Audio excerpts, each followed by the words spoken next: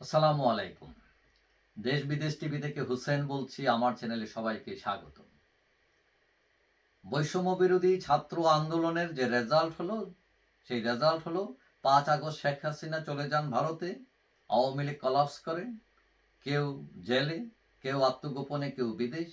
আর doctor Yunus ও তার বাহিনী, তার লোকজন এসে ক্ষমতা দখল করেন তারা। এখন মাঠ গরম করে আছেন দুই নেতা। সব কাজে তাদের দেখা যায় একজন সার্জিস আলম আর একজন হাসনাত আব্দুল্লাহ। এবং তারা বিভিন্ন সময় বিভিন্ন ধরনের হুঙ্কার দেন, চোখ রাঙান। এবং এটা শুধু আওয়ামী লীগ নয়, মাঝে মধ্যে বিএনপিকেও দেন, মাঝে মধ্যে জাতীয় পার্টিওকে দেন। মানে চোখ রাঙানি তাদের থামেই না। এখন যেটা শোনা যাচ্ছে যে হঠাৎ করে সার্জিস আলম এবং হাসনাত আব্দুল্লাহকে সেনানিবাসে ডাকা হয়েছিল। এখন কেন ডাকা হয়েছিল যেটা জানা যায় সেটা হলো, আওয়ামী লীগ আসতে পারবে না, তাদের যে বক্তব্য আওয়ামী লীগকে নিষিদ্ধ নির্বাচন করতে পারবে না, এই জায়গাটা থেকে তাদের সরতে হবে। কেন সরতে হবে? সেটা হলো যে আওয়ামী লীগ ছাড়া নির্বাচন করলে সেই নির্বাচন গ্রহণযোগ্য হবে না। আন্তর্জাতিক কমিউনিটি, ইন্টারন্যাশনাল কমিউনিটিও সেটা মানবে না। যার ফলে সেটা আওয়ামী লীগ স্টাইলে নির্বাচন হয়ে যাবে। এখন শোনা যাচ্ছে যে হাসনাত এবং সার্জিসকে ডেকে বলা হয় যে শেখ পরিবার ছাড়া আওয়ামী লীগকে রাখতে হবে এবং সেটা তাদের মানতে হবে, কারণ এটা ছাড়া কোনো বিকল্প নেই। এখন সেখানে এই শোনা যায়, এইটাও প্রস্তাব আসে যে প্রাক্তন স্পিকার শিরীন শারমিন এবং সাবের হোসেন চৌধুরীর নেতৃত্বে নতুন আওয়ামী লীগ আসবে। এবং এই শিরীন শারমিন এবং সাবের হোসেন চৌধুরী তারা দুজনেই ভদ্রই, বিনয়ী, উচ্চশিক্ষিত, তথাকথিত নেতাদের চেয়ে তারা ভিন্ন এবং তাদের মেনে নিতে বলা হয়। কিন্তু হাসনাত এবং সার্জিস তারা নাকি উল্টে যান, তারা এটা মানতে রাজি নন, তারা আওয়ামী লীগ শুনতেই রাজি না।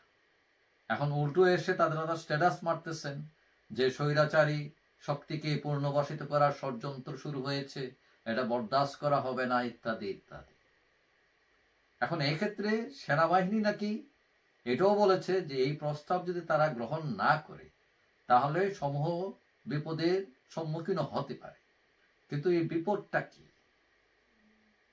এখন তারা এটা ভেবেছে কিনা আমি জানি না। কথা হলো অতঃপর কি হতে পারে। এখন দেশে যদি বিশৃঙ্খলা পরিস্থিতি তৈরি হয়, এর দায় কে নেবে? সেনাবাহিনী হয়তো সতর্ক করেছে, পরিস্থিতি ব্যাখ্যা করেছে এবং গণতান্ত্রিক প্রক্রিয়াকে অব্যাহত রাখার জন্য হয়তো এটা করা দরকার, তাদেরকে বুঝিয়েছে। এখন তারা যদি না বোঝে, দেশে যদি অস্থিতির পরিস্থিতি সৃষ্টি হয়, তাহলে এমনও হতে পারে যে সেনাবাহিনীকে ক্ষমতা হয়তো নিতে হতে পারে, কারণ দেশ তো বিশৃঙ্খল পরিস্থিতি চলতে পারে না। এখন কেউ কেউ বলছেন যে তারা যে এত চোখ রাঙায়, তারা তো আছেই সেনাবাহিনীর সমর্থন। এখন সেনাবাহিনী আজকে যদি সমর্থন প্রত্যাহার করে ফেলে, তারা তো কয়েক মিনিটও টিকবে না। আওয়ামী লীগের লোকজন দূর দূর করে ঢুকে যাবে, তখন তাদের খুঁজেও পাওয়া যাবে না। এখন সেনাবাহিনী যদি এরকম প্রস্তাব দিয়েই থাকে, এটা যদি সত্য হয়ে থাকে, তাহলে তারা অযৌক্তিক কোনো প্রস্তাব দেয়নি বলে আমি মনে করি। কারণ আওয়ামী লীগের এক ক্যাটাগরির যারা নেতা আছেন, এই নেতাদের মধ্যে এই দুজন অবশ্যই উত্তম, অন্যদের চেয়ে ভালো।